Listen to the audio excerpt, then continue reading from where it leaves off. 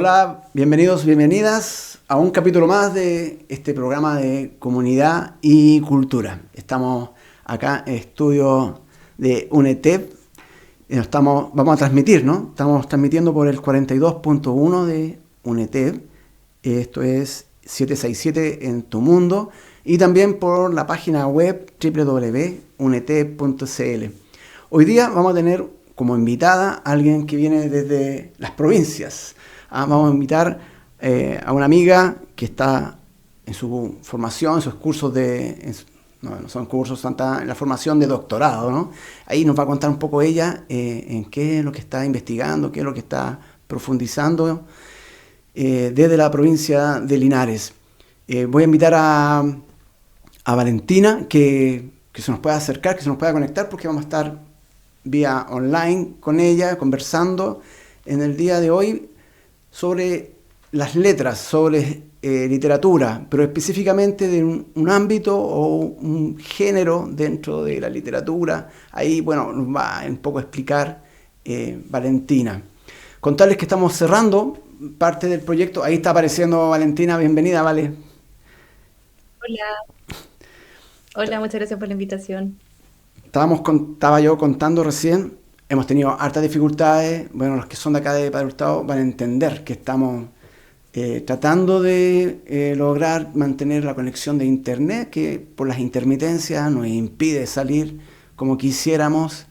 Las dificultades de la luz que hemos tenido ante todas estas semanas de un invierno bastante lluvioso, más acá en la zona norte que en tu zona, vale. Creo que ahí estamos empatando en lluvia esta semana. Nos estamos acercando para empatar allá al centro sur y sur de Chile. Y que no ha sido para nada bueno. Hemos tenido noticias lamentables. Vale la pena mencionar, por supuesto, las dificultades y de alguna manera saludar y darles un mensaje de ánimo a las familias que están del norte, la zona de Coquimbo, región de Coquimbo, provincia de Huasco, que les ha tocado muy fuerte, muy duro con este invierno lluvioso en esa zona. Entonces, y acá sí, pues hemos tenido también problemas. Vale, cuéntanos un poquito, contémosle a la gente. No te veo, vale, no sé si está ahí. Ahí Aquí. está, vale, diciendo. Contémosle un poco en qué estás tú. Yo iba a contar que ahí dentro de la Universidad de Chile, haciendo tu doctorado, cuéntanos un poquito ahí en términos titulares en qué es y qué tema estáis abordando en específico, que va a ser un poco el tema que queremos conversar ahora. Ujú. Sí, primero muchas gracias por la invitación, muy agradecida por el espacio para poder comunicar igual investigaciones que hacemos que son tan importantes para la vida. Pero claro, Claro, para que después no digan que nuestras investigaciones quedan empastadas en un libro en la biblioteca. excelente. Vamos a dejar eso como subtítulo, vamos Claro. reforzando después.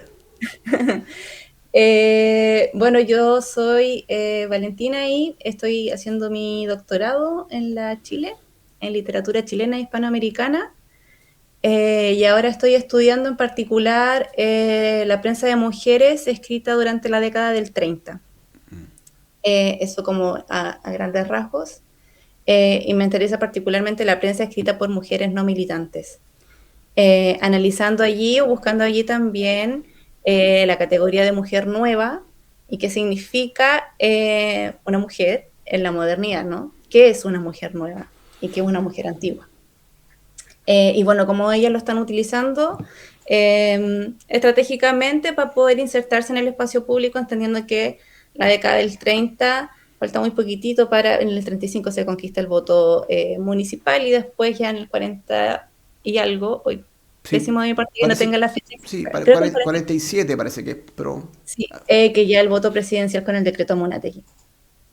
Eso como a grandes rasgos y bueno, esta investigación nace como, yo creo que quizás como de una necesidad propia también de entender qué es la mujer.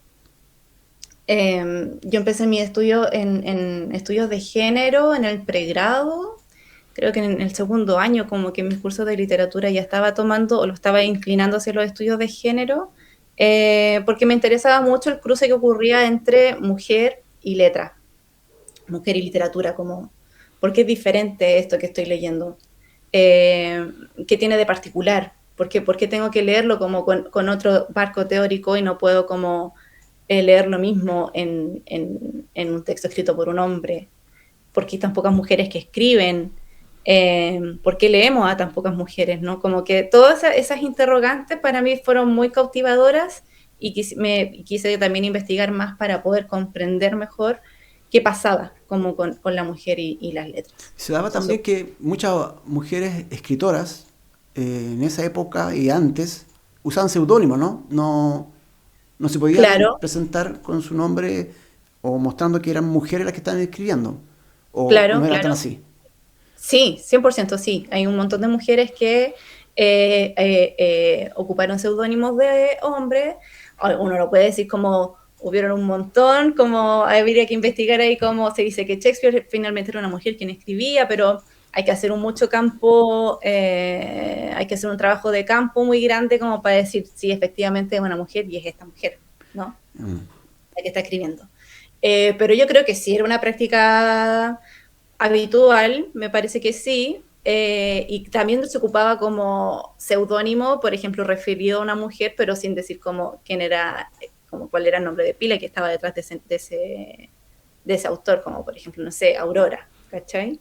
Pero ¿quién es Aurora? Hay otros trabajos que están haciendo colegas también en donde intentan identificar un poco quiénes son estas autoras sin nombre para poder darle a ese texto un autor, que ahí después ya entramos como a otra discusión que qué es un autor, para darle espacio dentro del campo intelectual. Perfecto. Y tú te centraste entonces en la prensa, que es un tipo de texto también, porque cuando Sí. conversábamos, claro, quizás da para otra conversación después lo que ocurre con la literatura. Como hoy en día para nosotros es más normal conocer y tenemos muchos ejemplos de mujeres escritoras, con solo mencionar Isabel Allende, no sé, pero del mundo periodístico hay varias mujeres que están ahí liderando con premios nacionales de periodismo, son mujeres también. Entonces estamos en una fase, una época en que se ha ido, ya está normalizado. Pero esto, tú pusiste la atención en una época bastante más compleja. Hoy en día hablar de género, hablar de feminismo, está entrando, me parece, me da la sensación que entra en una época en que está como en disputa, ¿no? En tensión, por muchos grupos de resistencia, grupos más conservadores, que ven en el avance del feminismo una amenaza, diría yo. ¿Sí? No, es una impresión. Pero tú estás mirando textos en una prensa en donde la mujer está absolutamente invisibilizada, ¿no? Especialmente en las primeras décadas del siglo pasado. El solo dato, ¿no? Porque que los años 30, a fines de los años 30, recién hubo una experiencia de votación para elegir alcaldes, ¿ah? Alcaldes, regidores en esa época, a fines de los 30, para recién llegar a finales de los 40 a tener el derecho a votar. Sin, no, yo no dudo en eso porque también he podido revisar toda la movilización y el esfuerzo que ha significado para mujer alcanzar esos derechos, que hoy en día estamos en una fase, no sé, ¿qué opinas en ese sentido? Porque se habla con el actual gobierno como una contracultura, ¿no? Una lucha cultural, buscando que para algunos es un retroceso, eh, y suena todo muy lamentable. O más que lamentable, da miedo. Da miedo que esto se pueda transformar en retrocesos en los derechos. Eh, yo soy hijo de madre, tengo hija, pareja, en fin. Entonces, eh, todo lo que se ha alcanzado, bueno, visto desde la literatura, tiene otros matices, me imagino. No sé si tenga tantos matices, la verdad. Yo creo que son bien similares y entendiendo que los textos también están reflejando mucho lo que está sucediendo afuera y cómo se van construyendo este tipo de textos también, bajo qué contexto. Eh, eso es como, no hay que perderlo de vista. Y claro, por ejemplo, tú hablas como del miedo, del miedo que se instala ahora también con todas estas leyes que se están buscando aprobar, como el hecho de que las mujeres escuchen el latido del corazón del feto Sí, antes del aborto, ¿no? Es terrible, es como una película de terror, básicamente, ¿cachai? Entonces, ahí yo me preguntaría como, ¿por qué a alguien se le va a ocurrir esto, ¿cachai? Como, ¿en qué cabeza cabe como que es como un castigo casi, es como el aborto, yo creo que el aborto también está muy demonizado,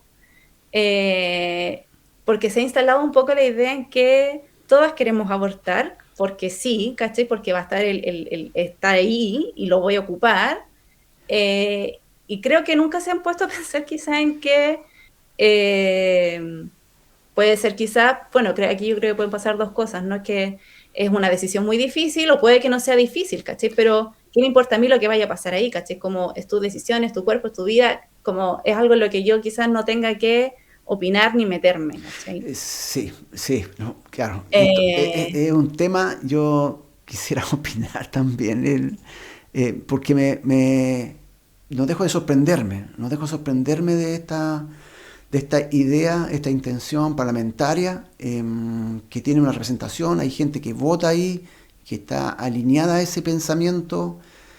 Y yo creo que siempre es difícil, la situación del aborto es siempre difícil, es una situación delicada. En sí misma es una situación que la mujer enfrenta de una manera difícil, delicada. Entonces, incorporar la idea de una obligación, cuando ya estamos hablando de tres causales súper complejas. Esto no es porque, claro, uno puede decir, para algunas puede ser una decisión pragmática y para otras una decisión súper compleja que tiene un recorrido. Pero estamos hablando también que mujeres muy jovencitas se enfrentan a esta decisión y luego que ya tomaste la decisión, se le obligue a... Es, juega con un morbo que yo creo que juega con el terror. Eh, y eso es propio de algunos grupos en Chile.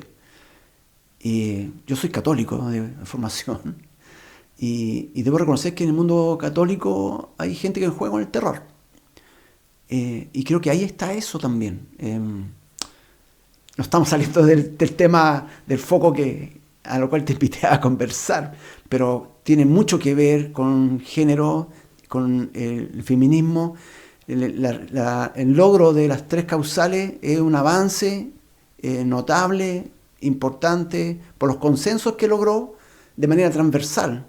Es un acuerdo como sociedad, y querer golpear eso con esta salida casi a modo titular, sin fundamento, sin reflexión, porque evidentemente no hay una reflexión más que impulsar cierto terror.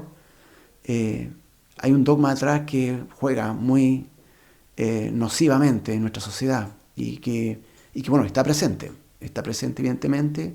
Estos partidos que están ahí liderando eso, patrocinando eso, ellos saben jugar con ese miedo muy bien. No lo veo así como algo eh, de una moción que quieran hacer, sino que eso de estar encadenado seguramente es una estrategia del miedo para frenar. Eh, sí, o sea, yo creo que el aborto es muy atingente porque en la década del 30 también una de las conquistas que querían las mujeres era conseguir el aborto para la mujer proletaria, entendiendo que no había una planificación familiar y que finalmente tener hijos, no tener acceso, por ejemplo, a un método anticonceptivo, tenía que tener hijos y tener muchos hijos me empobrecía. Entonces encontramos imágenes ahí de repente en La Mujer Nueva, que es como el periódico de esa época, que es como más, como que muestra todo muy gráficamente. Vemos imágenes de mujeres muy empobrecidas y gestando como embarazadas nuevamente. Y en esa época se hicieron congresos en relación al aborto, evaluando como una posibilidad para poder, porque Chile en esa época era muy, muy pobre, entonces los niños nacían en contextos muy pobres, los niños morían, Chile en esa época tuvo una crisis de natalidad terrible, una de las más grandes a nivel mundial, y lo que sí era muy terrorífico también para el Estado de Chile, porque Chile se quería instaurar como un Estado moderno, y como un Estado moderno no podía garantizar la vida de sus de su descendencia, ¿no? Sí, disculpa, Entonces, director, Gabriel Salazar habla de esa época como la época del huachismo, por muchos niños que sí, nacía quedaba solo, por la cantidad de mujeres que fallecían. Pues. Muchos niños quedaban huérfanos. Y estamos hablando de la misma época, ¿no? Hablemos un poquito de ese contexto, Valentina. ya. Esta época, ¿entre qué años estamos hablando? Tú mencionas, este diario Mujer Nueva es una publicación. ¿De qué se trata Mujer Nueva? La Mujer Nueva es el periódico del MEMCH, que es el Movimiento Nacional de la Mujer. Y de este movimiento, de la mujer chilena, de este movimiento sale este periódico que se llama La Mujer Nueva. Y claro, aquí ya este tipo de prensa está respondiendo como a una tradición en prensa que se empieza a instalar en Chile a inicios del siglo XX, más o menos. Entonces, dentro como de mis hipótesis o de mi idea un poco es decir como, bueno, si tenemos la mujer nueva es porque en el 1905 y en el 1906 tenemos a la Palanca y a la Alborada, que son como precesoras. Eh, Y que son otras y quizás publicaciones son publicaciones periódicas, sí, de prensa, sí. de como diario, el diario que teníamos nosotros. Periódico, sí, un periódico. Claro, es que lo que pasa es que a inicios del siglo XX Chile comienza su proceso de modernización a partir de, bueno, que Chile en ese momento tiene un ingreso económico muy grande a partir de las conquistas de los territorios del norte luego de la Guerra del Pacífico. Entonces eso significa que en Chile entró mucho dinero a raíz como de toda la explotación salitrera también, ¿no? Uh-huh. Pero el ingreso de este dinero nunca significó o se vio reflejado como en acciones concretas para la gente proletaria, sino que se empezó a modernizar la ciudad, los oligarcas, como este dinero quedó en manos de los oligarcas, empezaron a construir palacios, obviamente también comenzó un proceso como de ilustración, pero lo que generó todo este ingreso económico es que creciera mucho una parte, la oligarquía, y la otra quedara muy en desmedro. Entonces, luego de que empiezan a cerrar las salitreras también y se empiezan las movilizaciones del campo hacia la ciudad, porque las ciudades necesitan más mano de obra para comenzar un proceso de industrialización, nos damos cuenta de que nos encontramos con estados de vivienda y con estados de vida de la gente proletaria muy paupérrimas, que ahí entramos ya todo lo que es la cuestión social. Entonces, dentro de todo este contexto de subalternidad también, eh, lo que empieza a pasar es que las mismas clases trabajadoras empiezan a organizarse en mutuales o organizaciones o asociaciones de trabajadores para poder crear un fondo común y pudieran como abastecerse o ir ir a reparar esas cosas que el Estado no podía reparar, como por ejemplo pérdida del trabajo, tener un seguro de cesantía, en caso de que yo me enfermara, tener dinero que me daba la asociación, etcétera, etcétera, etcétera, etcétera. Paralelamente a este proceso de organización mutual, cuando se empiezan a organizar de esta forma, también empieza a suceder que los obreros entienden que tienen que empezar a educarse. Como se empieza a abrir la palabra también y el Estado también permite como que vaya gente de las clases emergentes a empezar a educarse, se empiezan a crear en estas sociedades grupos de estudio, en donde se les enseñan diferentes cosas, se les puede enseñar a leer, escribir, se crean organizaciones mutuales que hacen cursos, no sé, de cafetería, de broncería, oficios en general. A partir de esta organización era muy entretenida en su época porque se comunicaban entre ellos, hacían filarmónicas, juntaban, hacían festividades, no sé, se juntaban a hacer como especies de tertulias, pero donde los niños tocaban instrumentos, obras de teatro, etcétera, etcétera. Se forma como una sociedad alternativa bien interesante. ¿Y eso es liderado por mujeres o hay un No, movimiento mixto, digamos, que no. involucra? ¿Cómo es? No, eso en principio es liderado por hombres, eso, se forman asociaciones de hombres, en la medida en que están, la mayoría de los hombres son los que trabajan. Las mujeres, por supuesto que existen también estos espacios, pero en algún momento cuando la industria empieza a necesitar más mano de obra, necesita que la mujer ingrese también a trabajar, y ahí lo que pasa es que, bueno, la mujer entra a trabajar, gana su sueldo, que no es un gran sueldo tampoco, y cuando empieza a participar de las asociaciones, de repente dice, sí, ¿sabes qué? Como me gusta cómo funciona esta asociación, pero hay algo como que a mí no me está haciendo sentido en esto, entonces como que soy diferente. Que eso es lindo que pase, como hay algo aquí que me está pasando entre mi rol como de mujer trabajadora que no está, como que no está siendo totalmente atendida en esta organización. Entonces lo que yo voy a hacer es formar mi propia asociación solamente con mujeres. Y ahí aparecen asociaciones solamente de mujeres y que son particularmente y atienden particularmente oficios de mujeres. En esa época son muy famosas las costureras. Hay como una eclosión de costureras que empiezan como los trabajos femeninos, sí, como trabajos femeninos entre comillas, secretariado, pero la costura es como lo más amplio. Y claro, hay mucha precarización del trabajo porque quien entra a trabajar es una mujer, ¿no? Y aquí las mujeres notan que hay una diferencia en la medida en que a ellas se les paga menos, que tienen que trabajar más y que también tienen más trabajo dentro del hogar. Entonces ellas de repente identifican o hablan de una triple esclavitud, como la esclavitud del patrón, la esclavitud del marido, la esclavitud del hogar, las identifican. Y eso es muy interesante porque son hitos o son puntos que se mantienen latentes hasta el día de hoy, como que no ha sido posible erradicarlo. Ya. Sí, ¿iba muy bien? Sí, Igual sí, era sí. información. No, por favor, sigue. No, Ya, no te. continúo. Entonces, en este proceso de asociaciones, y como se empiezan a educar, como que aquí ya vamos viendo que entran como diferentes flechitas que se empiezan a juntar y producen X suceso cultural. Entonces, tenemos estas asociaciones y las asociaciones empiezan a producir periódicos. ¿Por qué? Porque Luis Emilio Recabarren, periodista, Te lo iba a mencionar. eh, Perfecto. ¿cómo? Te iba a mencionar si Recabarren entraba en esta escena también. Sí, 100%. Mm. Luis Emilio Recabarren es pero coyuntural acá, porque él dice, tiene un montón de ensayos también en donde habla como cuál es el rol del proletario cuál debería ser el rol del proletario dentro de la sociedad y cómo debería desempeñarse. Él dice que, bueno, tiene que escribir, como que es muy importante que el obrero escriba y que publique y que muestre lo que le pase porque es importante.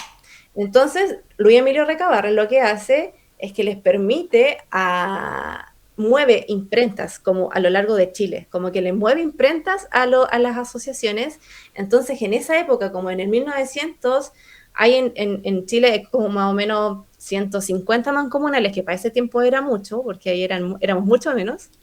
Luis Emilio Recabarren mueve, les asigna imprentas a estos grupos y estos grupos empiezan a producir sus periódicos. Entonces, por eso en esa época tenemos como, hay una infinidad de periódicos que todavía no se ha revisado porque de repente cada mancomunal tenía 2 periódicos, lo cual es harto.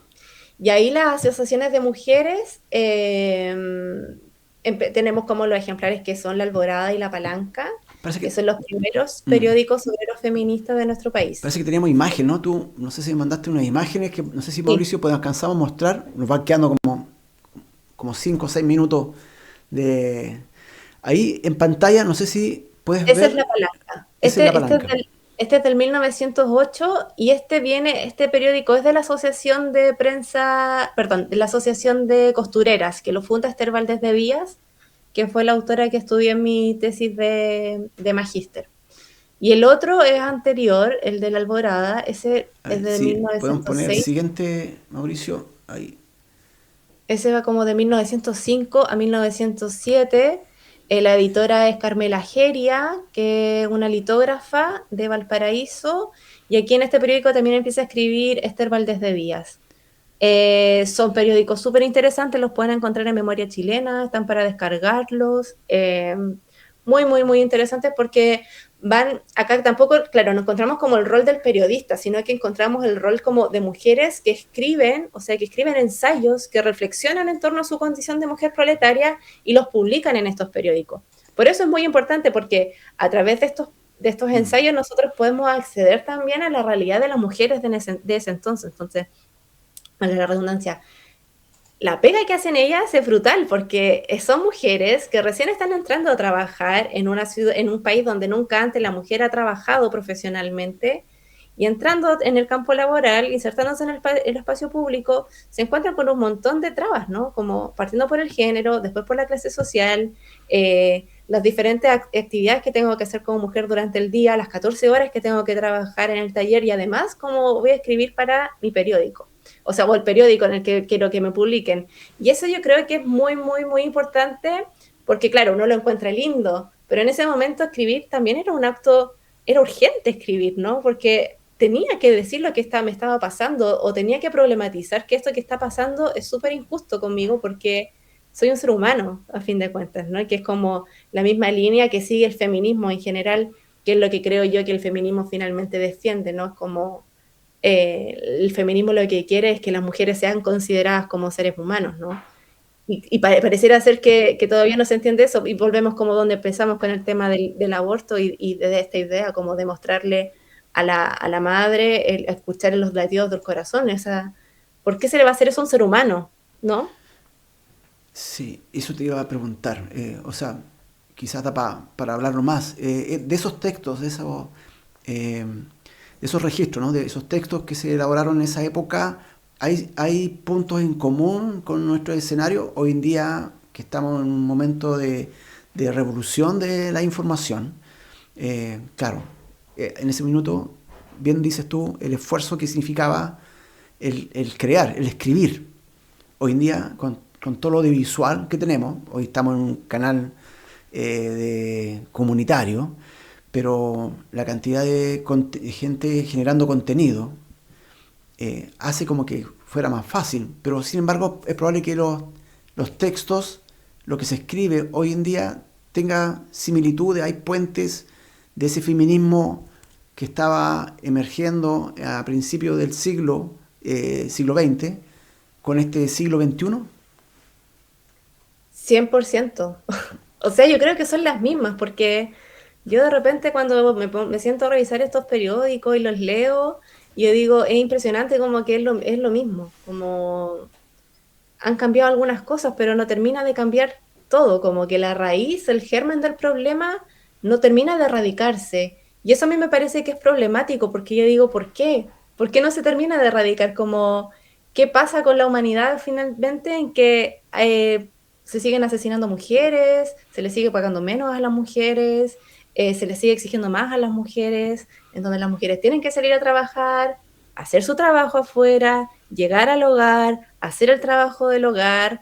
Es como, es mucho lo que se le pide a la mujer también y creo que eso es importante que las mujeres también nos empecemos a cuestionar y a problematizarlo como, oye, como esto no es justo, ¿cachai? Y yo creo que sería bueno que existiera esa pausa de decir como, no, esto no es justo y vamos a hacer algo. Ahora, claro, tú mencionas que hay redes sociales y hay creación de contenido, etcétera, etcétera, etcétera, pero yo creo que también hay que tener en consideración que la creación de las redes sociales responden también como a un contexto económico y cultural que es muy dañino, porque finalmente una de las cosas que sirvió mucho en esta época, por ejemplo, para que la mujer consiguiera el voto, fue la unión, como el feminismo. Yo creo que eso es lo que quizás deberíamos volver, como siempre ha servido cuando nos unimos. Y yo creo que no solamente aplica al feminismo, sino como cualquier cuestión que en la que yo crea, ¿no? Como que nos hace falta también conocernos y compartir más para decir, bueno, ¿sabes qué? No somos tan diferentes, estamos de acuerdo en muchas cosas, trabajemos para eso. Y creo que eso es un poco el feminismo también, como que falta esa unión, y yo creo que las redes sociales y el teléfono finalmente nos separan, porque no sé qué tanto nos estamos conociendo en una red social, por ejemplo. ¿Qué tanto nos vamos a estar conociendo en Instagram? Como, o sea, yo sé que son redes sociales que son súper útiles, pero quizás podríamos como dirigir esa energía en utilizarlas para que nos unan y no para que nos dividan. ¿Se entiende? Sí, Eh, o sea, habíamos conversado antes cuando nos poníamos de acuerdo en estos temas. La, Quizás esta abundancia de información finalmente termina desinformando. No es lo mismo que leer, no es lo mismo que escribir. Cuando uno lee, o sea, el proceso que había a principios del siglo XXI en este generar textos, prensa y generar lecturas, va de alguna manera generando, construyendo una conciencia y se dan estos puentes, a lo mejor. Hoy en día las redes no es tan fácil, porque quizás estamos leyendo, tú me decías, parece que leemos menos, y eso trae consecuencias también, hay menos reflexión. mm, sí, o sea, yo creo que no es que leamos menos, porque estamos leyendo todo el día estamos recibiendo información. Y yo creo que eso es como parte de leer también, como estar recibiendo información, solamente que acá estamos recibiendo mucha información todo el día y como es tanta, quizás como no alcanzamos a procesarla. Y creo también que como hay tanta información, eh, como que también nos vamos cerrando un poco en lo que yo le voy a decir a esta persona por red social, como voy a ser pesada. Cuando a lo mejor podría como no hacer eso y quizás conversar con la persona que tengo al lado y decirle como cómo está su día, no sé. Hay de tantas cosas que hablar como acá yo creo, y volviendo como a lo de las ciudades como más, que no son la metrópolis, ¿no?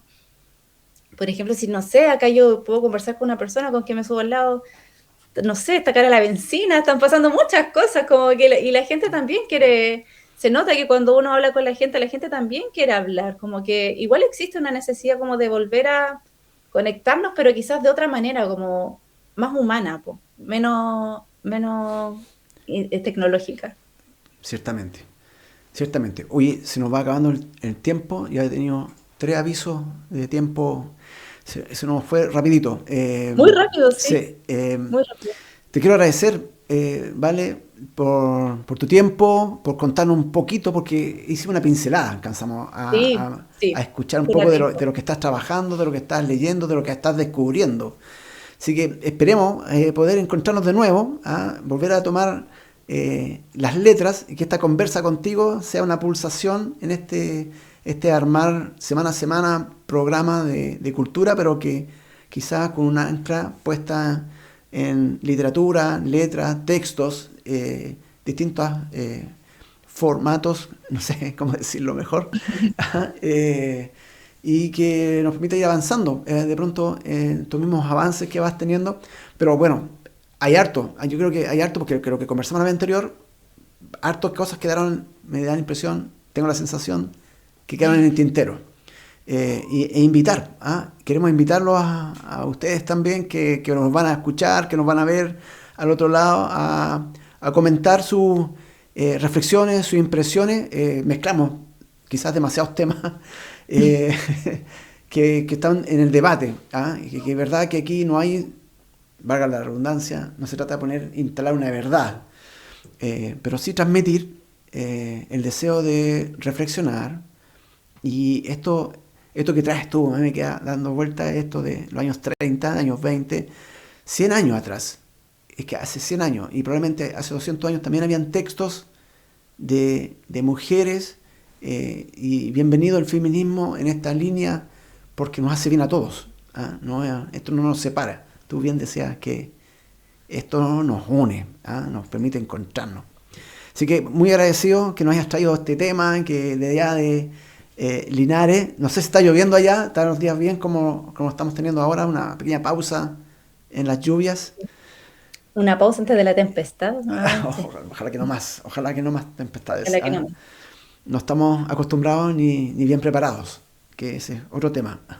De, Otro tema del que hablar, hay harto que sí, decir ahí también. ¿qué tan preparados estamos para estos fenómenos que están siendo cada vez más intensos?